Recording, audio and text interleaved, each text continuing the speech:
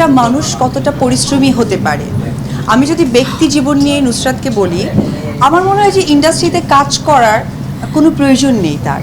বইমেলাতে বইয়ের বিষয়টা এমন ছিল, আমার বই এসেছে, কিন্তু একটি বই থেকে তো আসলে অনেক কিছু শেখার থাকে, যে নামটি আমার মনে হয় আমরা সকলেই বাঙালিরা খুব গর্বের সাথে বলবো যে হুমায়ুন আহমেদ স্যারের বই কোনো বাঙালি পড়েন না বা তাকে অনুসরণ করেনি, বা বাঙালিদের ঘরে একটি বই নেই, এটা আসলে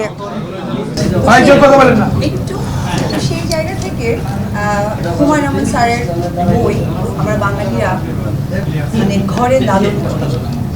তো গত বছর ফেব্রুয়ারি মাসটা আসলে বই মেলাটা কিছুটা সময়ের জন্য আমার মনে হয় আপনারা কাভারেজ করেছেন, যে বই লিখছে, কে লিখছে, কেন লিখছে। আসলে বইয়ের মধ্যেই তো আমাদের জ্ঞানের বিষয়টা থাকে, জানার বিষয় থাকে।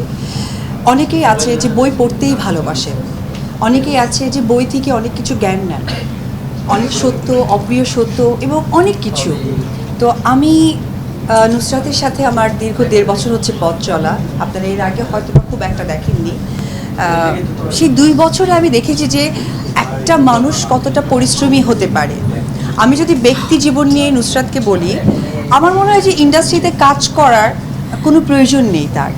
কারণ আমরা সকলে এখানে, আপনারা যারা আছেন, আমি সহকারে বা জয় বা পেছনে আমরা যারাই কাজ করি, তার পেছনে কিন্তু সত্যি একটি কারণ থাকে যে এটা আমাদের রুটি, এখান থেকে আমাদের আর্নিং আসবে, আমাদের সন্তান, পরিবার সব কিছুই চলবে। এবং আপনারা যারা এখানে ক্যামেরা নিয়ে আছেন, আপনাদেরও কিন্তু ঠিক সেই লক্ষ্যটাই আছে, আমি যদি সত্যি বলে থাকি। তবে এই মেয়েটার না আসলে সত্যি কথা বলতে গেলে তার শ্বশুর বাড়ি বা বাবার বাড়ির এই জায়গা থেকে প্রয়োজনটা নেই। তবে মানুষের যদি প্রতিভা থাকে, সেটা যে কোনো জায়গা থেকেই নিজেকে প্রেজেন্ট করে। তা আমি সত্যি, ওকে আমাকে দিদি ডাকে, এত রেসপেক্ট করে।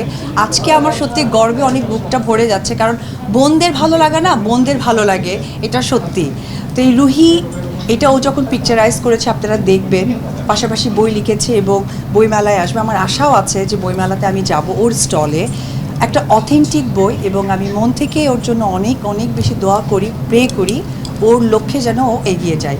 সবাই আপনারা যারা আছেন, আপনাদের অনেক ছোট, আপনারাও ক্যামেরার পেছনের মানুষ, আপনাদের হয়তো বা বলার জায়গাটা থাকে না, তবে ভাষাটা থাকে মনের।